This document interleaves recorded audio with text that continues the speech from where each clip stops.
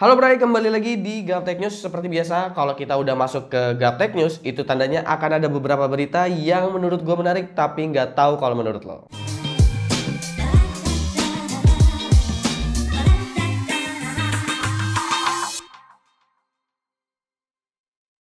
Oke, untuk Gaptek News kali ini akan ada 3 highlight berita yang menurut gua menarik banget buat dibahas. Ini beritanya nggak jauh-jauh dari Intel, dari AMD, dan juga dari Nvidia. Dan menurut gua ini pembahasannya akan panjang banget. Jadi untuk Gaptek News kali ini, highlightnya itu cuma 3 itu aja yang akan gua sampaikan ke kalian. Sebenarnya gue pengen bahas juga soal Google Stadia kemarin-kemarin, tapi karena kemarin gue lagi sibuk untuk acara di luar, jadi nggak sempat untuk bahas seperti berita soal Google Stadia dan lain sebagainya. Kalaupun gue bahas kali ini dan dibahas di video sekarang, itu kayaknya udah ketinggalan dan udah agak basi kali ya. Jadi mungkin kita tunggu update aja soal informasi berita-berita yang kemarin, apakah nanti akan ada updatean selanjutnya atau enggak. Dan kalau memang ada updateannya, mungkin nanti gue akan masukin juga di Gaptek News. Oke, kita masuk aja ke highlight yang pertama. Ini adalah soal bocoran Ryzen 3000 series, tapi yang seri quad core-nya, jadi 4 core 8 thread. Dan juga bocoran soal chipset terbaru dari AMD untuk Ryzen 3000 series ini, yaitu X570. Data ini bocor di situs si Software Official. Dengan jelas tertulis bahwa terdapat motherboard dari MSI dengan seri X570 Creation. X570 sendiri akan menjadi chipset yang memang akan dioptimalkan untuk arsitektur Zen 2 atau Ryzen 3000 series di desktop.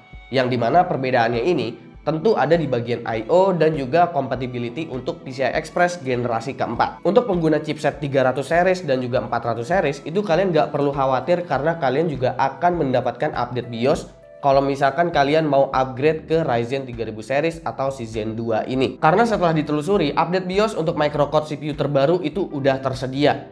Yang berarti kalian tetap bisa menggunakan motherboard Ryzen lama kalian apabila kalian ingin upgrade, dengan catatan nggak mendapatkan dukungan PCI Express generasi keempat dan tambahan I/O lainnya. Data dari si software juga menunjukkan sebuah CPU engineering sample dengan 4 core 8 thread yang memiliki clock speed 3,8 GHz. Jika diperhatikan clock speednya, seperti nggak ada peningkatan dari angka clock speed. Tapi kemungkinan proses fabrikasi 7 nanometer yang ada di Zen 2 ini akan memungkinkan mendapatkan instruksi per clock yang cukup besar, sehingga nanti single core ataupun multi core-nya untuk performanya itu secara keseluruhan pasti bisa meningkat, biarpun clock speed-nya itu nggak meningkat dengan pesat. Karena pasti kalian menilai-nilai bahwa clock speed itu sama dengan single core-nya bakalan kencang, seperti Intel yang bisa jalan 5 GHz terus single core-nya kencang, dan itu udah heavy banget buat kalian main game. Tapi sebenarnya kalau instruksi per clock-nya itu memang bagus banget dengan clock yang nggak begitu besar, sebenarnya bisa mendapatkan raw performance yang cukup baik itu untuk single core ataupun untuk multi core. Dan gue berharap tentunya dengan proses fabrikasi 7 nanometer ini gak cuma bikin si Ryzen generasi terbaru ini jadi cuma lebih efisien aja dan cuma bisa nambah core aja, tapi gue juga pengen si Ryzen ini tentunya akan memiliki single core yang kencang sehingga bisa bersaing juga untuk performa di game dan bisa ngelawan Intel untuk single core-nya. Berita selanjutnya ini sebenarnya adalah bocoran lagi, jadi memang cukup banyak bocoran-bocoran yang akan gue tayangin di video kali ini, dan bahkan mungkin kayaknya beritanya bocoran semua. Ini adalah soal Asus TUF Gaming yang mau kasih Ryzen plus Nvidia GeForce. Kalau kita kemarin udah lihat di VivoBook, itu ada Ryzen sama GeForce GTX.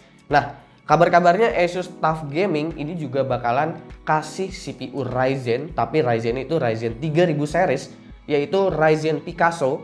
Picasso ini bukan seperti Zen 2 yang udah 7 nanometer, tapi ini arsitekturnya Zen Plus yang proses fabrikasinya itu masih 12 nanometer. Nah, setelah stalking ke sana sini, ditemukan di Twitter screenshot yang menunjukkan SKU dari Asus TUF Gaming yaitu FX505DU.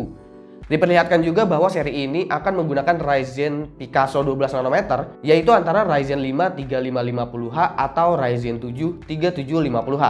Yaitu CPU Ryzen tanpa APU pertama untuk mobile. Uniknya, laptop ini akan menggunakan GPU Nvidia Turing yaitu GTX 1660 Ti. Seharusnya performa GTX 1660 itu nggak akan berbeda jauh dari RTX 2060 kalau kita lihat-lihat di desktop. Dan bagusnya lagi, kalau GTX Turing itu dimasukin ke dalam sebuah laptop karena nggak ada RT Core, nggak ada Tensor Core, otomatis efisiensi si arsitektur Turing bakalan keluar nih, dan ini bakalan jadi efisien banget buat ditaruh di laptop. Mungkin suhunya bakalan lebih adem, dan performanya itu juga bakalan maksimal banget untuk 1660 Ti. Tentunya gue belum tahu launchingnya kapan, apalagi soal harganya itu berapa, karena kalian pasti akan bertanya-tanya harganya berapa. Tapi kalau gue mau prediksi, mungkin kalau misalkan ini kelas-kelasnya tough gaming, harusnya kelas-kelasnya tough gaming itu ada di bawah 20 juta semua. Kecuali Asus memang mau naikin kelas si tough gaming ini sehingga bisa mepet-mepet sama ROG dan harganya di atas 20 juta, gue belum tahu. Dan kalau gue mau prediksi launching pertama kalinya itu kapan, sepertinya ada di Computex 2019.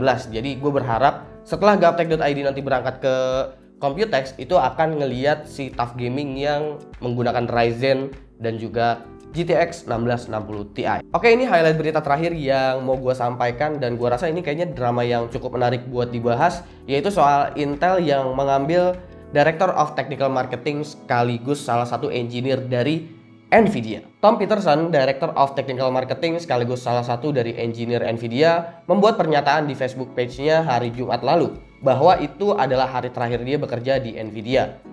Tom ini juga salah satu engineer yang membuat teknologi G-Sync dan memiliki kurang lebih 50 technical patent atas nama dirinya. Mungkin G-Sync compatible itu adalah salah satu Easter egg nih kali ya, karena kemarin-kemarin itu tiba-tiba Nvidia bilang bahwa Adaptive Sync atau FreeSync itu bisa dijadiin G-Sync dengan nama G-Sync compatible. Gue nggak bisa bilang itu Easter egg bener atau enggak, tapi itu asumsi pribadi gue aja. Kayaknya G-Sync compatible ini adalah salah satu timeline di mana Nvidia bakalan ngelepas si Tom ini. Dikutip dari Hot Hardware, kabarnya Tom akan pindah ke Intel untuk mendevelop project discrete GPU Intel yang rencananya akan hadir tahun 2020 mendatang bersama Raja Koduri. Apabila ini udah berjalan, tentunya Intel bakalan punya kekuatan yang besar banget nih, karena Intel udah punya Raja Koduri yang diambil dari Radeon Technology Group. Sekarang dia punya Tom yang memang salah satu engineer terbaik juga di Nvidia, karena dia udah berkarir cukup lama di Nvidia. Nah, kemungkinan si Tom ini akan dipekerjakan untuk mengurus bagian gaming experience team, yang dimana kayaknya ini timelinenya masih panjang banget untuk Intel. Karena untuk roadmapnya sendiri, Intel kayaknya masih memfokuskan GPU discrete mereka itu untuk kelas prosumer dulu.